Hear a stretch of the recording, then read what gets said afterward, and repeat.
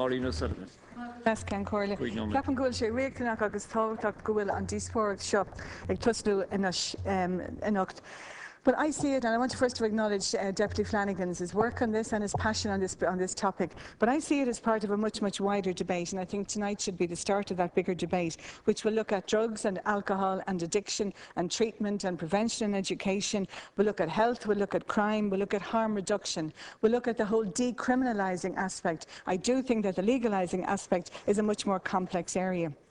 I think starting the debate is vital. In 2009, the Latin American Commission on Drugs and Democracy, they called for the international community to break the taboo on this. And that was echoed in the 2011 Global Commission on Drug Policies, again calling for an open debate. And I think also driving that fact is the fact that in 2016, the United Nations General Assembly special session will be holding one on drugs and drug policy. And I think Ireland has to be ready for that. And part of that will be a systematic, independent, objective evaluation of our drug strategy and the views of people in this country to drugs.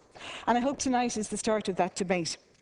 But it's a debate that has to be honest, and it's a debate that also has to be based on evidence, and evidence that comes from quality research. Now, when I looked at Deputy Flanagan's bill, my reaction was, it's innocuous, it's very mild. There's a very strict set of guidelines. They're even stricter than the guidelines for alcohol. It's taking the control of the cannabis market out of the hands of the criminals, and it's not a free-for-all. And the emails tell us that there are 150,000 people who use cannabis in this way, and I think we probably got emails from practically all of them at this point.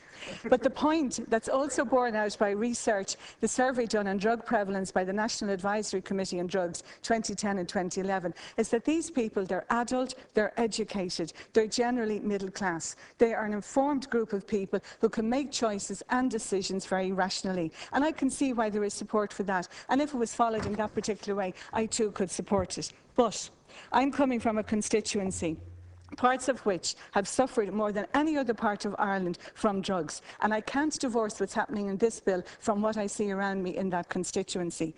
The drug takers in my constituency are a particular cohort. They're young male, they're early school leavers, they have a poor employment record, many come from dysfunctional families, and they are not in a position to make rational and informed decisions about their drugs of choice.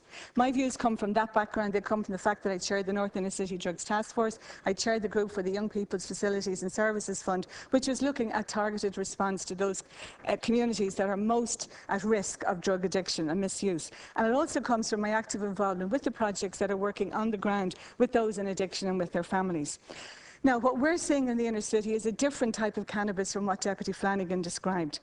And it's a cannabis that's being used very considerably by an under 18-year-old cohort. It has a very different strength. It's being grown in the skunk factories. The chemical makeup is completely different from what Deputy Flanagan describes. And there are projects in the inner city now at the moment who are seeing the negative impacts on that, on the mental health of these young people and on their behaviour. I do acknowledge that some of it is being taken in conjunction with alcohol and tablets. But the pressure on some of these projects, particularly the one that is working with under 18s, is to find a cannabis detox because of its strength. And also because of its strength, it is a gateway drug to the other drugs, to the tablets and to the cocaine and heroin.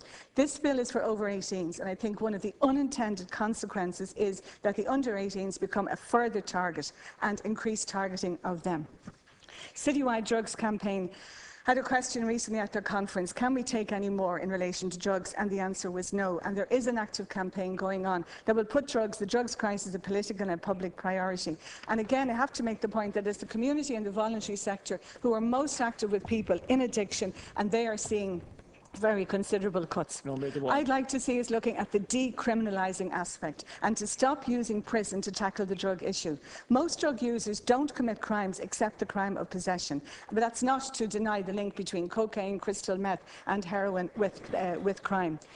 I think that the decriminalising debate is one that has to follow from this one here. We saw in Portugal what it has led to, the reduction in drug-related deaths, no increase in drug prevalence, but they also put more resources into the rehab and treatment. Alcohol, devastating effects, I don't undermine that for 1 minute, and the misuse is far more costly than any other particular drug. And I think the debate on drugs has to take that into account. Also, safer injecting rooms for those who are injecting. It has to take the methadone protocol into account as well. There are massive issues with that. The drug abuse began in the inner city. Nobody acknowledged it, nobody addressed it, and nobody addressed the social conditions out of which it came. And I just feel that for myself, I can't look at this debate separate from that bigger debate. And of course, following in the footsteps of the late Tony Gregory and the work that he did, it's the start of a debate, and I hope it continues in an open way.